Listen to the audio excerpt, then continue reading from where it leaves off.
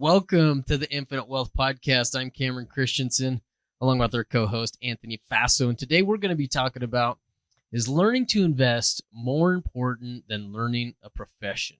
I'm excited about this. So, Anthony, I'm going to throw it to you. You think investing is risky? I think it can be. Why do you say that? Well, it depends on your education. Okay. I've done investments that now looking back were extremely risky. But now when I'm looking to invest, I'm educated. I'm learning what to do. And if I think it's risky, I'm not doing it. Okay. But what do you think? Yeah, I think, we always talk about words are important, right? And so I would be very clear on the difference between investing versus speculating. Okay. And speculation is what most people are doing, and they think they're investing. Yes. We've talked about this before. For me, investing is when you're doing A plus B and results in C, and C is a very high likelihood. You understand that outcome. And so if you're doing it correctly, it should not be very risky. Well said. Oh, thanks. Now, Cam, before we dive into it, I want to add a new segment to our podcast. Well, great. Okay. Ask the expert. I know that you love when I go kind of off our outline. You know, I know you love it because when I do that, I actually go back and watch a video and see your face go from smiling to like, oh, crap. But this is a simple game. Yeah. We're going to call it Who Said That? Okay. Okay. I'm going to give you a couple quotes, and I'm going to ask you who said that. Okay. Okay. Yeah. Easy. Yeah. Okay. Piece of cake. Now, the first one is, I say the 401k may possibly be the worst way to invest for retirement. Who said that? Robert Kiyosaki. Okay. Good. Now, which we're going to dive more into that today, but I gave you an easy one here. Yeah. Right? I thought it was a trick. Oh, I'm not going to trick you, right? Now, and the reason why, because we found that in the book, the Cash Flow Quadrant, which is part of what our source of what we're presenting today in this podcast. And when I read that, I was like, wow, that's a powerful quote, right? From Robert Kiyosaki. Yeah. I mean, 401ks, he didn't say they're bad or not, that possibly the worst way to invest for retirement. Yeah. And so we're going to dive more into that, but let's continue the game. Okay. Now, that one was easy, right? Because we even talked about it. Yeah. Okay. This one's going to be a little bit harder. Okay. Before you invest in something, invest the time to understand it. Who said that? I don't know. I'll say Robert Kiyosaki. Correct. Yes. That's where I was trying to trick you by saying, hey, that one was easy. That's sound advice. Yeah. Okay. All right. Next one. Okay. Wall Street is the only place that people ride to in a Rolls Royce to get advice from those who take the subway. Who said that? Ooh. Have you heard that one before? No, but I'm going to say Robert Kiyosaki. Do you think I would give you 3 easy ones like that? Yes. No, I'm not. I would never do that easy to you. This is Warren Buffett. Oh, okay. All right. That's 2 for 3. Okay. That's pretty good. I thought for sure I was going to get you on the second one. So yeah. Good job. Okay. Let's dive back into what we're going to talk about today. Well, we kind of opened it up and talking about is investing risky? And I think that kind of goes back to the education that people receive. Anthony, what happens to people that don't invest? Well, what they're going to end up doing, they're going to be working hard all their lives. But I think there's a difference between just working. I will tell you, I intend to work all my life. Yeah. Right. But I'm going to be doing something that I enjoy. I won't be working hard. I'll be working because I want to, not because I have to. Yeah. Right. But also, if you don't learn how to invest, you're going to be worrying about money all your life as well. Absolutely. And during that time, you're going to be dependent on others, whether it's the family, the government, or others to take care of you. Yep. Right. And the boundaries of your lives are going to be defined by money, meaning there's going to be a lot of things that you can't do because you can't afford it.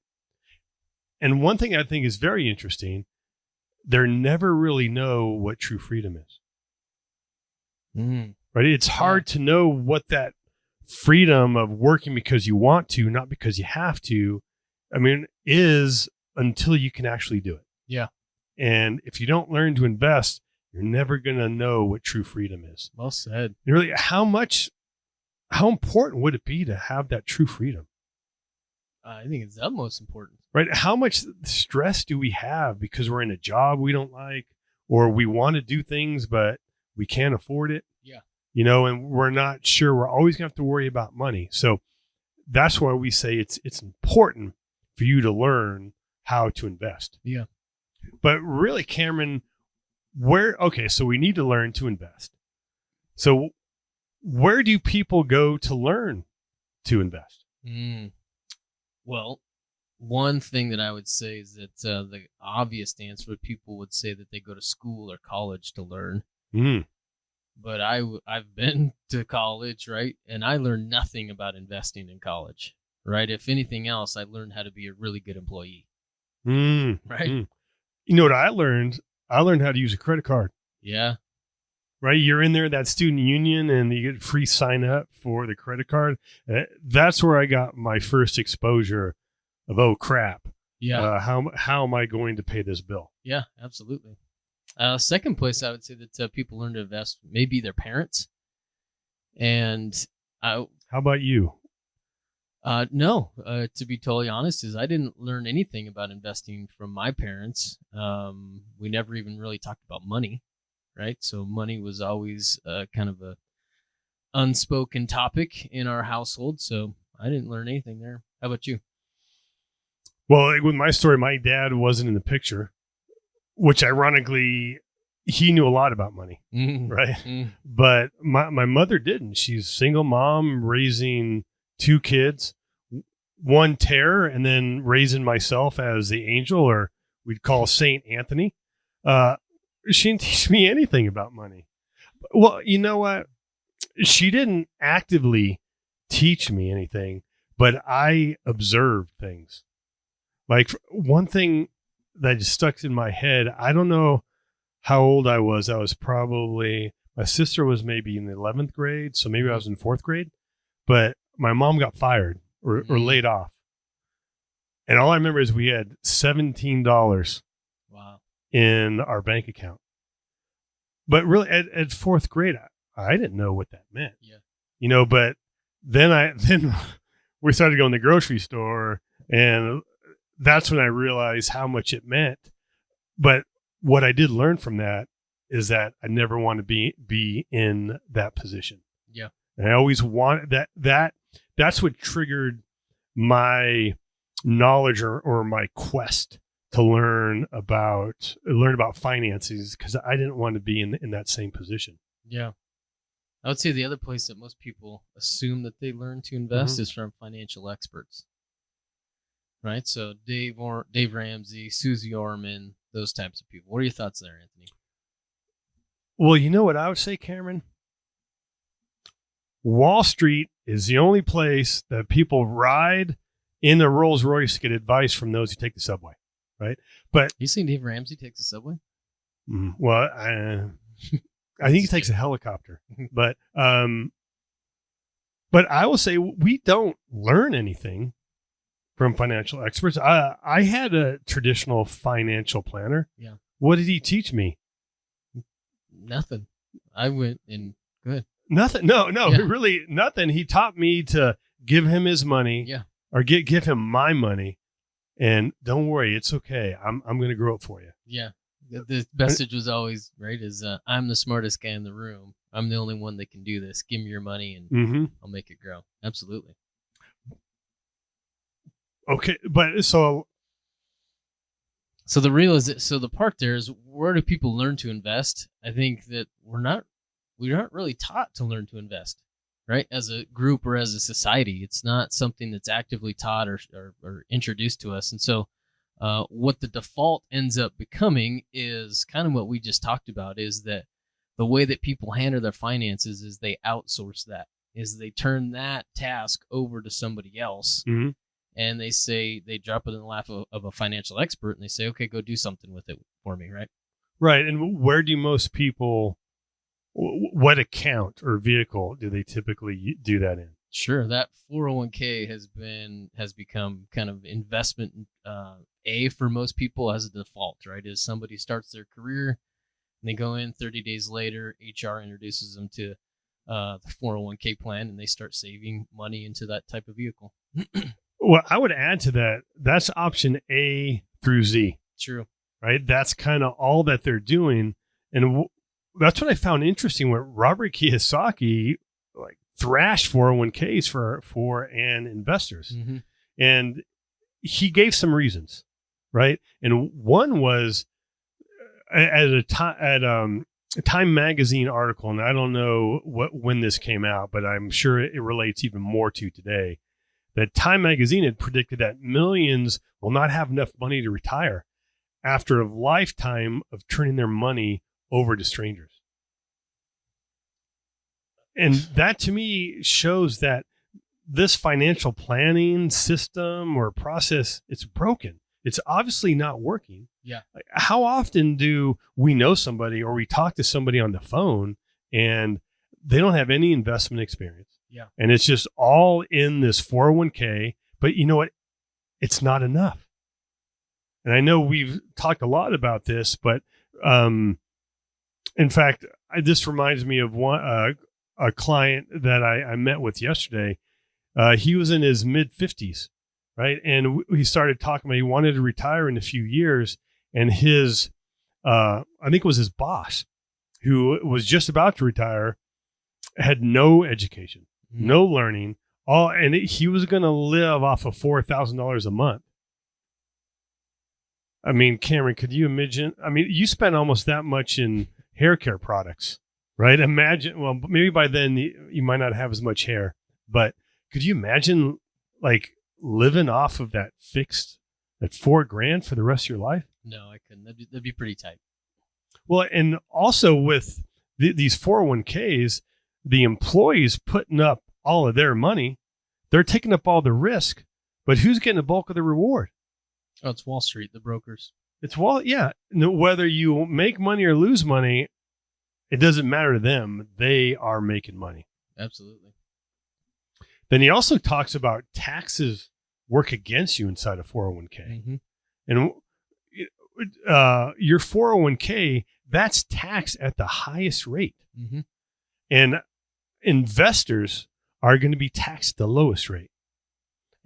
Cam, let's see. I stopped looking at what the national debt was, but I mean, because it's just disheartening. Yeah. But I know it grew at least 4 trillion. That's with a T, trillion, over the last 18 months. I mean, you think they're going to lower taxes? No, not right? at all. And yeah, there's that huge tax burden that not we, but people in the 401k are going to pay when they're in the least position to do so. And a good book on taxes, or a good resource for that, is anything written by Tom Wheelwright. Mm-hmm.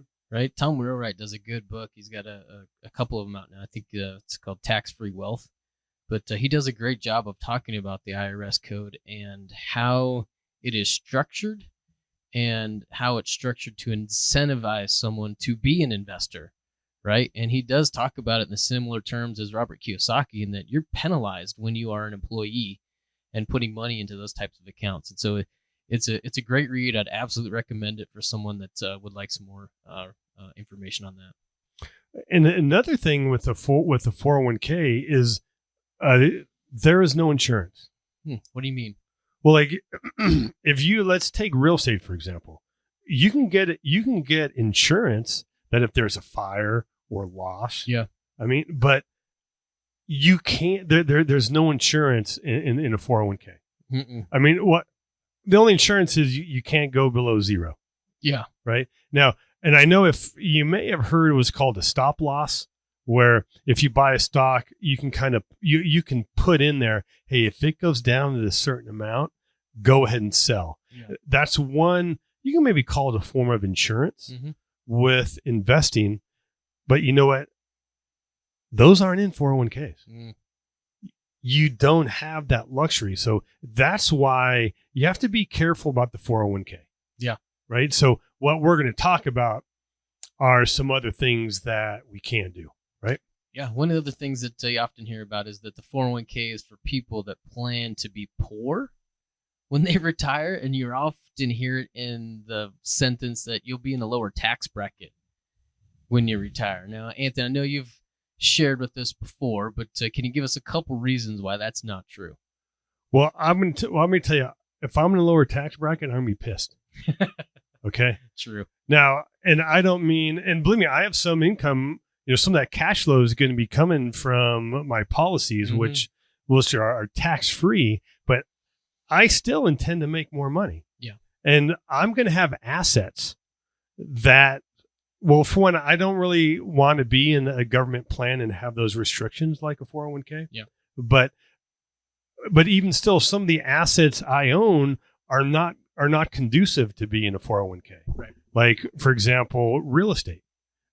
And we're going to do a podcast here in the future about doing some of the math of having in real estate in your 401k or outside your 401k.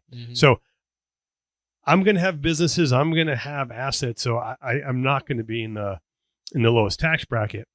But even if you're not an investor or have some of these things, I think there's a high chance that you will be in a higher tax bracket. And the reason why I say that, Cameron, what would you say our two biggest tax deductions are?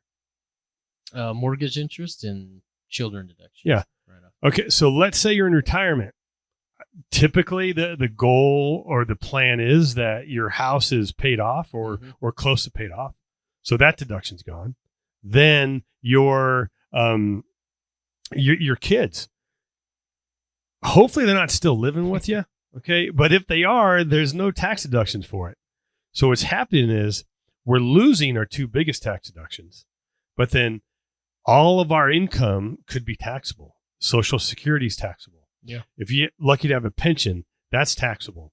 If you have a 401k or IRA, that's taxable. If you're working, maybe because you have to, maybe because you want to, but that's going to be taxable. Yep. So for the typical American, all of their income is going to be taxable, and they're losing their biggest tax deductions. And that's just assuming that taxes stay the same, which I don't think anybody would argue that they're going to go down anytime soon. No, that's a big assumption. Now, we talked about a lot of times people get financial advice from, we're calling it a typical financial advisor. But Cameron, what's the problem with that? The problem with that is most of them are just really employees. What do you mean employees? Well, they're not an actual technical business owner, right? They're actually working for someone. They're going out there, and really what they're doing is they're just out there to sell products. And so there's really no strategy behind any of that. It's really just sales. And you can spot these guys a mile away, right? They're just trained with some sort of script, and then they go out there, they put on a nice suit, and go out there and shake some hands, right? It's pretty quick to spot them when you go into a networking room, and they're the guy that's standing over there and wearing the nicest suit in the room. So, and you know what, I bet, and there was one, I was in this networking event, and the guy came in, a younger guy came in with a suit, and he was driving the same car I was. I didn't have that fancy of a car, but I mean, it wasn't, it was a few years old, a luxury car. Yeah. But I'm like, this guy can't afford that. You know what? He's playing the role. Yeah. He looks like he's wealthy, but he's not. Yeah. But what I think is interesting, why would you get investment advice from someone who's not an investor themselves? I would like to think that people aren't intentional about it, right? I think that people are just so hungry for information or guidance on some of this stuff, and there's really no background there that they have to do any sort of vetting. Is that they do kind of just assume that that's the best case scenario for them. Mm-hmm. Well, that's what Robert Kiyosaki. That's what we're saying, that learning to invest is more important than learning your profession. Yeah. Right. But I do want to maybe take a little pause here, because we're talking about these typical financial planners, but Cameron, like, what are we, Yeah, right? Are we your typical financial planner? And if not, how come? Yeah. Number one, no, we are not the typical financial planner. We've always kind of gravitated more towards the word of the traditional advisor, right, if you will, is because we do things that people used to do way back in the day. Safety, security. We want the most amount of control over your money, right, for you. So the reason that we are not the typical financial advisor, because we don't want to manage anybody's money, right, is we're not going to come and have you sit down and say, hey, give me your money, we'll go do something with it. Is really what we're doing is we're putting people's money, or showing them where they can put their money, where they have the absolute most control and the most access to it. And now what we're doing is, in addition to that, is now we're providing the education on certain opportunities. We're saying, hey, here's something that you can go do to create some passive income. And if you don't know how to get started, right, here's your first step, is to go talk to this person, right? Somebody that's done it, somebody that's in the field and that is doing it now. And so that's really kind of been our approach to helping people achieve financial freedom. Well said, Cameron. What I like to tell people is that we want you to be financially independent. Mm-hmm. But if you're dependent on financial advice from somebody else, how independent are you? Mm-hmm. Right? So we want you to be financially independent, not just dollars, but more importantly, sense, as meaning common sense. I'll share this story here. I think it's fitting right now, is that I had a client that came in just the other day, and he is reaching the end of his career, right? He's been doing this for quite a while, 20 years or so. And that career is coming to an end very quickly. And he came in, and to be honest, he was saying, hey, I'm also talking to a Northwestern Mutual advisor, right? And he was kind of comparing the advice that we were giving. And I kind of sat back in my chair and I just kind of let him finish. And I said, listen, I'm going to be totally honest with you, is that there's no advice that I can give you or that guy can give you that is going to set you free at this point, right? Is really what you need to start looking about, or the way I said it was, there's no account that I can recommend at this point that's going to provide what you're looking for. And what you're looking for is an opportunity to continue to grow. And so that became the conversation that we had. It was a 15-20 minute conversation about now taking his skill set that he's acquired over this 20-year career and seeing if he can transfer that into an alternate career, right, for the second half of his lifestyle, or the second half of his life. So really good conversation. But again, it's about taking control of your finances. It's not about putting money into a 401k or an IRA and letting the market perform for you. It's about taking control and putting a amount of effort and learning some sort of skill set. Well said. Well said. In talking about typical financial advisors, Cameron, they always say that they want to keep your money for the long term. Yeah. Well, why is that? Why? Well, because they make more money the longer they have it. Well, how are they making money? Sure. So most typical financial advice is to put money into the market. And the way that advisor earns money off of that is assets under management, so management fees. So the longer that they have control over those accounts is the longer they're drawing an income off of that. What I think is interesting, when I've had some clients that went to their advisor, this just happened a couple months ago, where he wanted to buy some real estate. Mm-hmm. And what do you think the advisor said when he's like, okay, I want to withdraw $100,000 because I'm going to buy some real estate. He told him no, said it was bad idea. Exactly, yeah. Right? But you look at the advice, there's tax advantages to real estate, creating cash flow, using leverage, but your financial advisor is not making money off of that. It's one of the funniest concepts I've ever heard of, is that when the market's up, right, the advice is stay in, right? Mm-hmm. It's great. When the market's down, it's, stay in. Let's ride this thing out, right? It's never a time to get out, right? So it's the most contradictory advice I've ever seen in my life.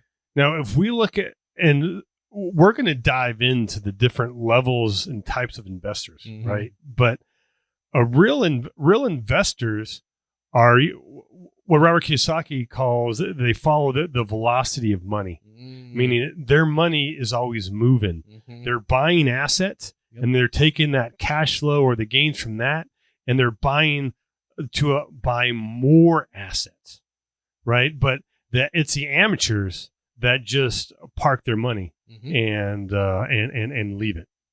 Absolutely, Anthony. That's an interesting point that you make as far as a true or real investor utilizes this idea of velocity of money or mm-hmm. turning a dollar, and I think that's why, to be totally honest, is we typically work with business owners, right? Business owners and or investors, is because they understand this idea of turning, right? But they don't typically will do that with money, right? Until they're taught. What happens with business owners is they understand that, hey, the front of my business is all about me turning a product, right? If I'm a contractor and I'm putting landscaping down, is the more landscaping jobs in 1 week that I can do, the more money that I make.